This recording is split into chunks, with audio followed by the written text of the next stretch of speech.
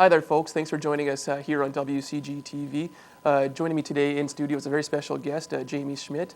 I'm your host, Matt Packwood, and we're talking about a recent trip that Jamie got back from. First of all, Jamie, thanks a lot for joining us here. Now, tell us about your trip, because you went to the Caribbean, I guess, but it wasn't your typical resort-like vacation. You were there doing missionary work. So start off by telling us, I guess, about yourself and also about the trip that you just came back from. Yes, well, it definitely wasn't your typical tourist vacation. I graduated from university just this past April, and I wanted to do something useful, I guess you could say, with my vacation time. So I kind of just did a random Google search and came across this organization, Engineering Ministries International, which is a Christian organization that consists of teams of design professionals that will go down and do an engineering project for a mission organization that needs to have engineering work done. So I came across this Haiti project, and it looked really interesting to me, and that's something that I would want to do. So I contacted the team leader, and it kind of worked out. So there's a team of 11 of us that went down, and we were all engineers or architects, and we did the engineering project for this orphanage there. Okay, that's great. Like I said, I mean, you were near Port-au-Prince, I believe, in Haiti. Yes, correct. That's very, very different from, your Cancun, Mexico's, or Havana, Cuba. Port-au-Prince has a very, I guess, tumultuous history with some political uprising, that sort of thing. What was it like being in a city like that? Like I said, it's nothing like a place like Cancun. No, definitely not. There really wasn't any tourism there. We didn't see really any tourists. So it was different. Like, there were precautions that we had to take about being out and about in the city, but I really didn't feel unsafe at all when I was there. We were staying with some knowledgeable locals that took very good care of us and made sure that we were safe. So it was a good experience, I think. That's great. Now, the group that you were with, tell us about their work overseas and the ongoing work that they do, and your involvement with that group as well. Okay, well, Engineering Ministries International will basically have mission or nonprofit organizations apply to them to have an engineering project done. So they will review the application and make sure it's a suitable project, and then they'll send a design team down to the country, usually for 1 to 2 weeks, sometimes longer, to complete the engineering work and the site assessment, and then they will complete a design report and send it to the organization, and then in turn the organization will generally hire local people to actually build it. So we, as the team, didn't actually build anything while we were there, but we completed the site assessment and the engineering work, and now that we're back home, we're finishing up the final design and the report to send to them. Okay, now I believe we've also got some pictures from your trip while you were in Haiti. Hopefully we can bring those up. You said it was a lot of, I guess, paperwork and design work. Was it hard work at all?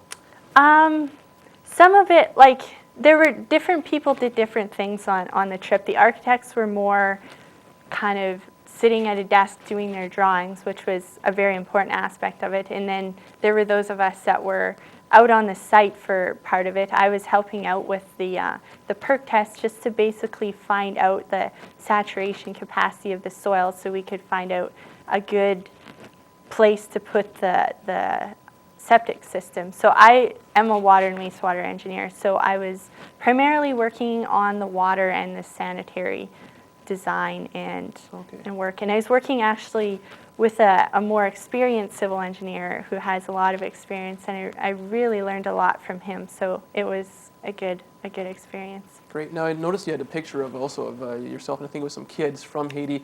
What was it like interacting with the people down there? Were they receptive to you being there? Yes, I would say in general they were. We stayed at the orphanage. Like, the orphanage we were working with is currently renting a building, and they've bought this land, and they want to build their own land on it so they can put their rent money in towards their own building. So we were staying at the orphanage, and there was, I believe, around 53 kids there. So we really got to interact with them, and some of them spoke English, and I know a few phrases in French, so I was able to communicate a little bit with them. But even with the bit of communication barrier that was there, it was still really great to just be able to interact and play with them and see, despite the fact that these children really have nothing, that they still are happy and they still have hope for the future. So It seems like an extremely rewarding trip and process for yourself. What did you take from it when you got back here in Canada? What did you really learn from it? I think I learned so much. I didn't want this trip to be about me. It's really about something so much bigger. So, and I think as Westerners, it's easy to go do something like this and get so busy going and doing, that we miss out on really all there is to learn. So I really just wanted, I did have a job to do, but I also wanted to make sure that I took the time to really learn what I could from the people and the culture. And I mean, I'm sure I could have done a lot better at it, but I hope I did learn what I was supposed to. So. Okay, great. But now that you're back in Canada, does the work continue? Does it still go on? And if so, will you perhaps make another trip like this in the future? Yes, the work is definitely not finished yet. We're still finalizing the design and working on the engineering report. So once we have that completed, we'll send it off to Haiti Children Rescue Mission, which is the orphanage that we're working with. And they will then use that to raise funds to build their orphanage, and then they will hire local contractors and workers to build it for them. So once our report is done, we will still definitely be available for them if they have questions for us and whatnot.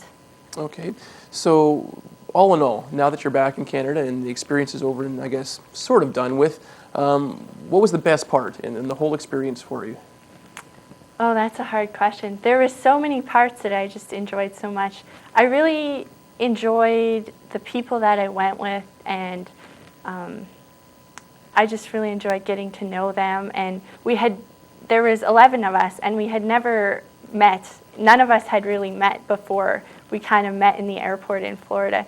So that was just a really great experience, I think, and just being able to see a different part of the world that I really hadn't been able to experience before.